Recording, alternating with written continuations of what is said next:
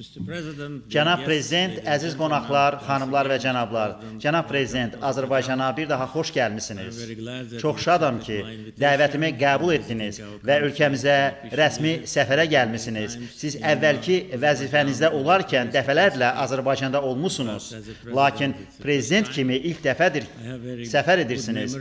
Mənim əvvəlki görüşlərdən, o cümlədən ötən ilin yanvarında Davosda keçirilmiş görüşdən çox əziz xatirələrim var. Bizimlə olduğunuza görə bir daha minnətdaram. Əminəm ki, səfər ölkələrimiz arasında iki tərəfli münasibətləri gücləndirəcək, müxtəlif sahələrdə əməkdaşlıq üçün yeni imkanlar yaradacaq. Biz Cənab Prezidentlə iki tərəfli gündəliyimizin müxtəlif aspektlərini, o cümlədən beynəlxalq əhəmiyyət kəsb edən məsələləri həm təkbətək görüşdə, həm nümayəndə heyətlərin iştirakı ilə geniş şəkildə müzakirə etdik. Şadıq ki, əməkdaşlığımızın çox güclü çərçivəsi var. 9 il əvvəl ölkələrimiz arasında imzalanmış strateji tərəfdaşlıq haqqında bəyannamə həmçinin hüquqi çərçivəni yaradır və münasibətlərimizi ən yüksək səviyyəyə qaldırır. Elə bunun əsasında biz tərəfdaşlığı müxtəlif sahələrdə inkişaf etdirmək üçün sıx çalışmışıq. Cəmi bir həftə əvvəl birgə hökumətlər arası komissiya Azərbaycanda, Qarabağda, Şuşada görüş keçirib və biz həmsədrlərin verdiyi məlumatlara dinlədik. Çox perspektivli planlar, bir yerdə görüləcək çoxlu işlər qeyd edildi.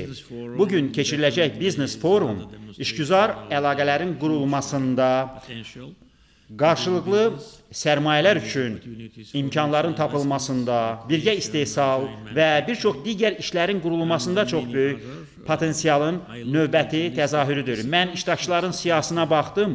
Hər iki tərəfdən kifayət qədər böyük təmsilçilik var. Ümidvarıq ki, bu cür qarşılıqlı fəaliyyət praktiki müqavilələrlə nəticələnəcək.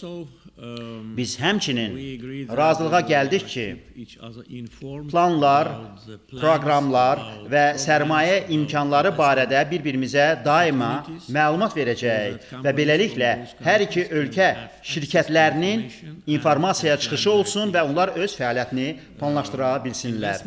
Düşünürəm ki, hər iki ölkəyə yatırılacaq sərmayələr çox gözə çarpan nəticələr verə biləcək.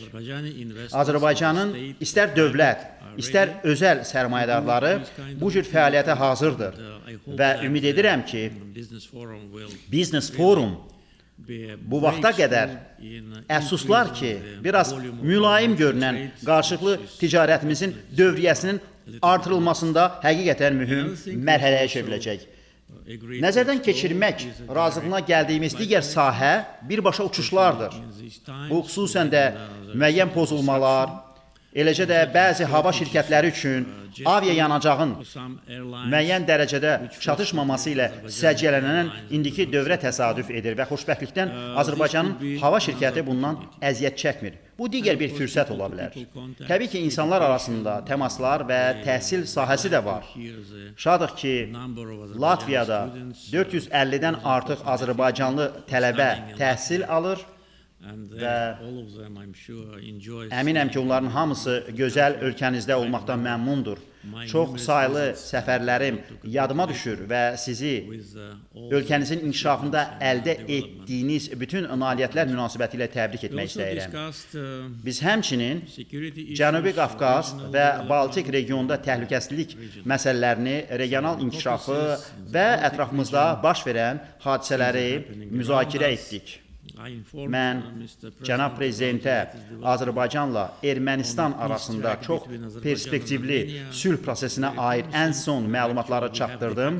Əslində, ötən ilin avqust ayından etibarən hər iki ölkə Prezident Trump tərəfindən Ağ evə dəvət olunandan və birgə bəyanatı imzaladıkdan sonra və Xarici İşlər Nazirlərinin sülh sazişinin mətnini parafladıktan sonra bizdə de facto sülh var. Həmin vaxtdan etibarən sülh prosesində xeyli müsbət dinamika yaşandı. O cümlədən ticarət başlandı. Xüsusən də Azərbaycandan Ermənistana yanacaq məhsulları təchiz olundu. Vətəndaş cəmiyyəti və media nümayəndələri arasında görüşlər keçirildi və bütün bunlar uzun illər müharibə şəraitində olan ölkələr arasında normal mühitin yaradılmasına həmçinin töhfə verir.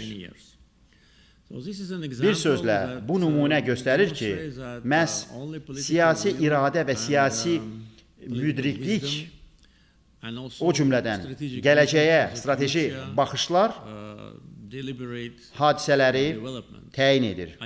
Siz ya sonsuz müharibəni və ya müharibələri davam etdirirsiniz, yaxud beynəlxalq hüquq əsasında istədiyinizə nail olduqda bir dəfəlik dayanırsınız və sülhə hazır olduğunuzu nümayiş etdirirsiniz.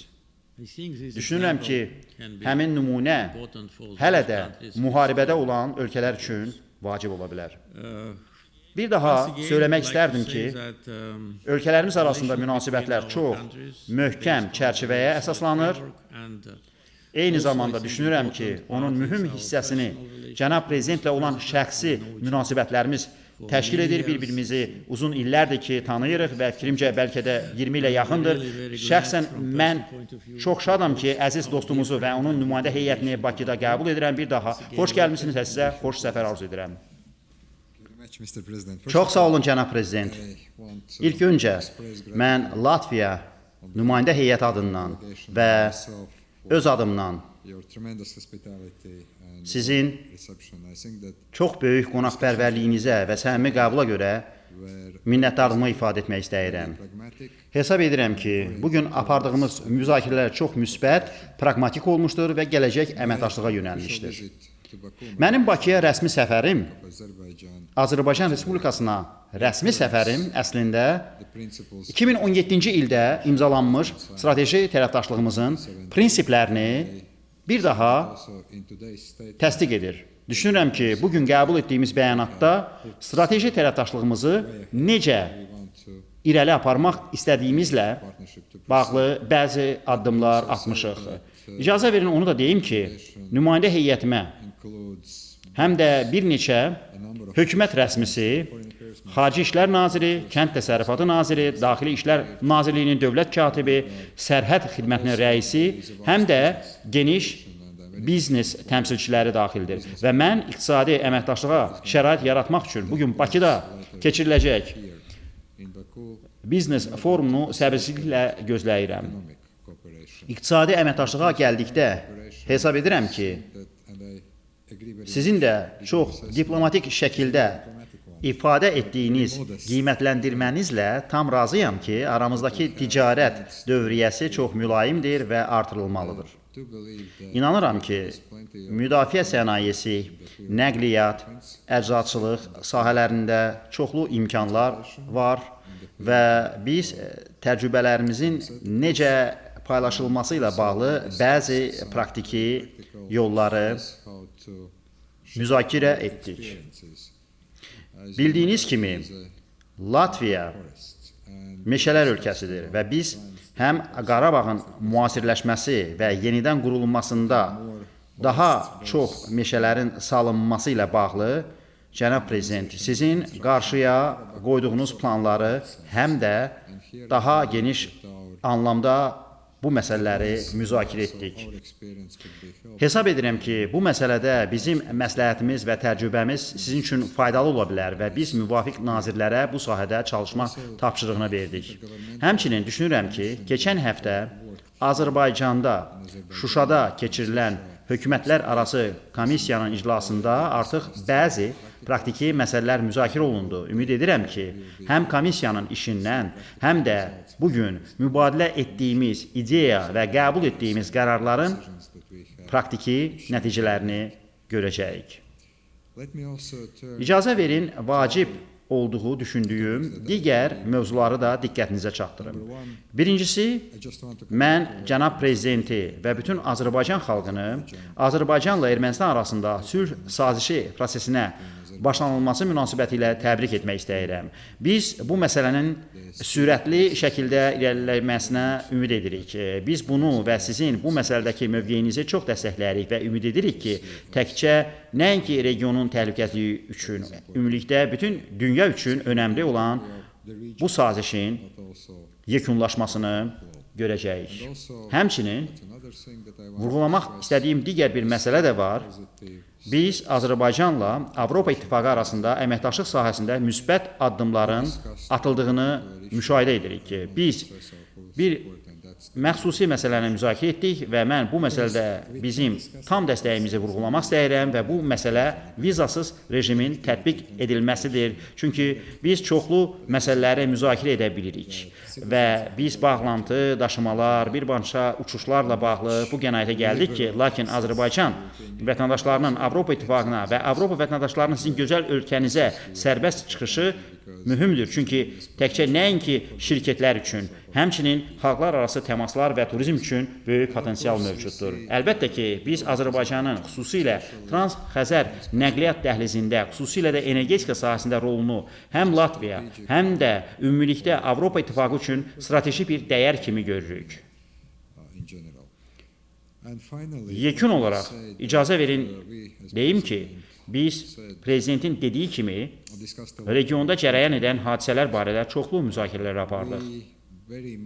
Biz Azərbaycanın Ukraynaya təmin etdiyi humanitar yardımı yüksək dəyərləndiririk. Lakin biz eyni zamanda cənab prezident və onun heyətinin İranda və yaxın şərqdə cərəyan edən hadisələrlə bağlı söylədiklərinə də qulaq asırıq. Bir daha fürsətdən istifadə edərək bu yaxınlarda Azərbaycana qarşı edilmiş dron hücumları ilə bağlı Latviyanın bu məsələdə Azərbaycanla tam həmrəy olduğunu ifadə etmək istəyirəm. Biz vəziyyətin normallaşması üçün atıla biləcək və atılmalı addımları müzakirə etdik. Birləşmiş Millətlər Təşkilatının Təhlükəsizlik Şurasının qeyri-daimi üzvü olaraq Latviya bütün ölkələrlə işləməyə və onları dinləməyə hazırdır və regional məsələlərə gəldikdə Azərbaycanın səsini və müdrikliyini eşitmək olduqca vacibdir. Cənab Prezident, sizin söylədiyiniz kimi biz dəfələrlə görüşmüşük. Əsasən mən Xarici İşlər Naziri olaraq Bakıya səfər edəndə, sonra isə ötən il Davosda görüşlər keçirdik.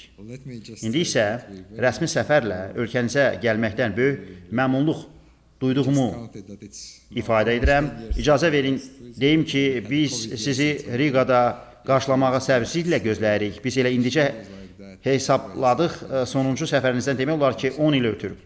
Covid illəri və bəzi digər məsələlər olmuşdur, lakin bu kimi mübadilələr həmişə hər iki ölkə üçün faydalıdır. Bu kimi mübadilələr aramızda olan dostluq, siyasi, iqtisadi və mədəni mübadilənin aparılması şərait yaradır. Mən ilk dəfə Bakıda, Azərbaycanda 2002-ci ildə olmuşam.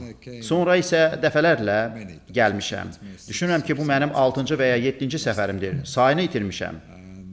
Mən sadəcə hər zaman ölkənizi və paytaxtınızı gördükdə heyran oluram. Çünki adətən nazir və prezidentlər paytaxtı və ölkəniz və paytaxtınızın necə də inkişaf etdirildiyini görmürlər.